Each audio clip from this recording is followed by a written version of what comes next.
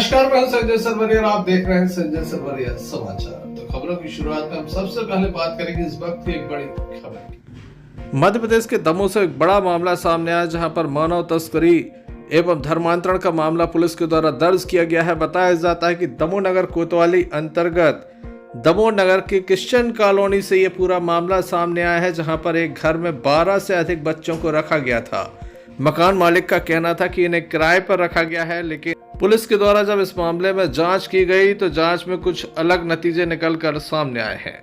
यहां पर जो बच्चे मिले थे उन्हें बाल कल्याण समिति सागर के समक्ष प्रस्तुत किया गया था। बाल कल्याण समिति सागर के प्रतिवेदन के आधार पर दमोह पुलिस के द्वारा बड़ी कार्रवाई की गई है। दमोह नगर कोतवाली पुलिस के द्वारा मानव तस्करी एवं धर्मांतरण का मामला 2 लोगों के विरुद्ध दर्ज कर लिया है। मामले में कार्रवाई जारी है, ऐसा बताया जा रहा है। लगातार इस मामले में कार्रवाई चल रही है।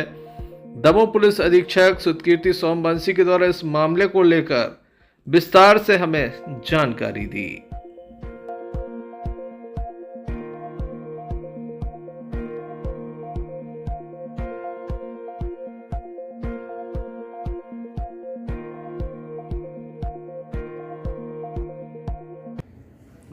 दरअसल क्रिश्चियन जो कॉलोनी है वहाँ पर ये सूचना प्राप्त हुई थी कि एक घर में कुछ बच्चे जो हैं वो रहते हैं और वो उनको धर्मांतरण करके क्रिश्चियन जो धर्म है उसमें परिवर्तित कराया गया है। तो इस संबंध में हमने जांच की थी, रेड भी की थी, जहाँ से हमें कुछ 12 बच्चे मिले जो कि मंडला, झाबुआ, छतरपुर के रहने वाले हैं। सभी बच्चे जो हैं वो नाबालिग हैं। इस संबंध में हमने जो चाइल्ड वेलफेयर कमेटी है सागर में, उनसे जो है कंसल्ट किया था और बच्चों को वहाँ पेश किया है।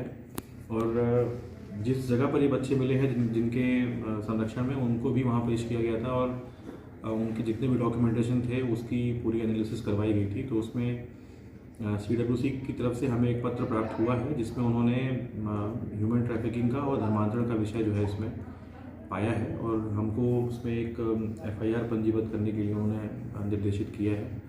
तो उसी तत्वाधान में अभी थाना प्रभारी कोतवाली को निर्देश दिए गए हैं कि उस पत्र के आधार पर जितनी भी धाराएं आकर्षित हो रही हैं BNS की, JJ एक्ट की या पॉक्सो की, उसका अध्ययन करके अधिक जल्दी से जल्दी इसमें FIR दर्ज करें। सर, लगभग कितने लोगों के विरुद्ध FIR दर्ज कर रहे हैं, क्या नाम स्पष्ट है? फिलहाल अभी इसमें 2 लोगों का नाम आ रहा है जो केयर टेकर हैं और वहाँ पर एक महिला जो थी वो वार्डन के रूप में काम कर रही थी। उन दोनों को ही CWC ने पत्र में वो लिखित किया है। हो सकता है आगे इसमें हम लोग विवेचना करें तो और भी कोई वो मिले, इरेगुलरिटीज़ मिले तो उसके आधार पर आगे धाराएँ या फिर नाम जो है वो बढ़ाया जा सकता है।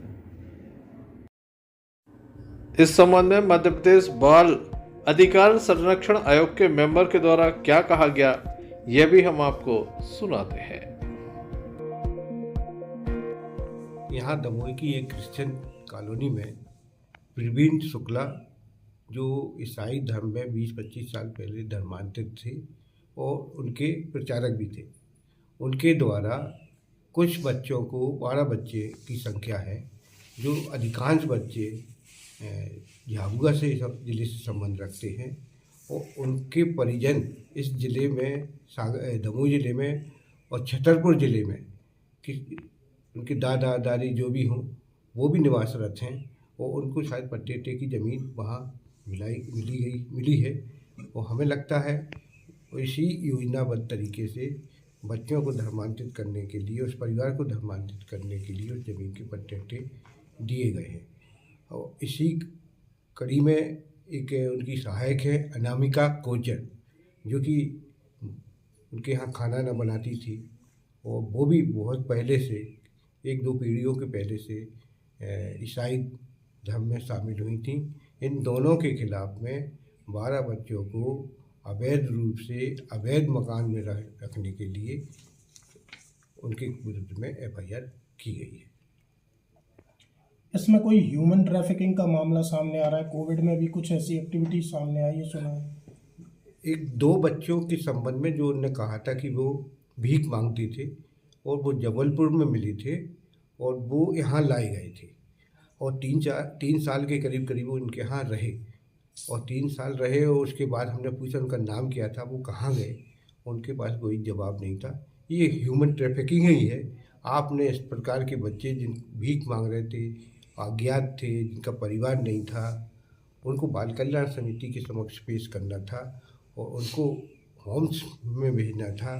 और जो सीएनसीपी बच्चे हैं उनके जो दायरे में आते हैं वो उस दायरे में बाल कल्याण समिति को काम करने देना था। आपने बच्चों को कहाँ भेजा, कहाँ नहीं भेजा, आप नाम तक नहीं बता रहे हैं।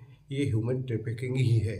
और ये बच्चे जो बाहर से आए हैं, झाबुआ से, मंडला से, ये भी ट्रैफिकिंग ही है। 800 किलोमीटर दूर बच्चे कैसे आएंगे? और अधिकांश बच्चे 8वीं कक्षा के पहले ही आए हैं। RTE एक्ट से जो शिक्षा का अधिकार है उसमें स्पष्ट है 3 किलोमीटर के दायरे में उन बच्चों का एडमिशन होगा और RTE का भी इसमें उल्लंघन हुआ है।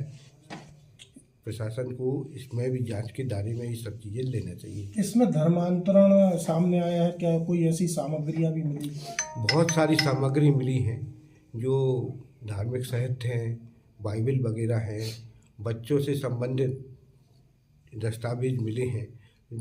कई दस्तावेज ऐसे मिले हैं जिस पे प्रशासन को कार्रवाई करना चाहिए, ऑब्जेक्शनल हैं और कानूनन रूप से इस केस में मदद करेंगे। तो इसमें कोई अन्य आरोपी भी है कि केवल 2 ही लोगों पर मामला बना है? अभी तो 2 ही लोगों पर मामला बना है। जांच के बाद पुलिस कार्रवाई कर सकती है और लोगों को नाम जोड़े जा सकते हैं। ये बच्चे कब से रह रहे थे, ऐसा कुछ पता हुआ? 1 साल पहले तो मैं खुद भी गया था, दीपक जी भी गए थे, हमारे जो बाल आयोग के राष्ट्रीय अध्यक्ष प्रियंक कानून वो भी गए थे। बच्चों को शायद सूचना आने की हम लोगों की लीक हो गई थी, उन बच्चों को वहाँ से भगा दिया गया था। उस समय हम लोग को बच्चे नहीं मिले थे, 3-4 कुत्ते मिले थे भौंकते हुए। यहाँ पे हमें गुप्त सूचना प्राप्त हुई थी अपने सूत्रों से कि क्रिश्चियन कॉलोनी में ईसाई प्रवीण शुक्ला है, उसके यहाँ 12 बच्चे अवैध तरीके से रखे गए हैं। उन बच्चों के एडमिशन शुक्ला ने और उसके बेटे ने ही, ईसाई जो शुक्ला है प्रवीण शुक्ला, उसके बेटे ने और इनने ही एडमिशन कराए हैं, माता पिता ने नहीं कराए हैं।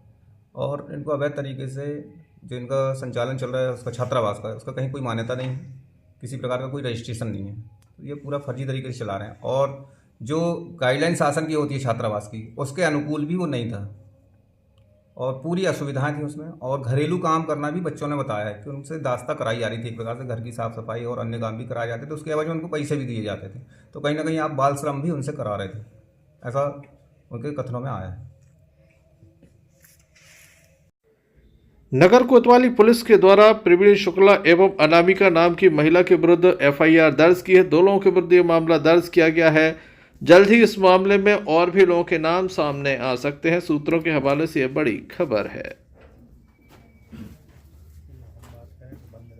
तो रखिए अपना ख्याल, देखते रहिए संजय सरवरिया समाचार।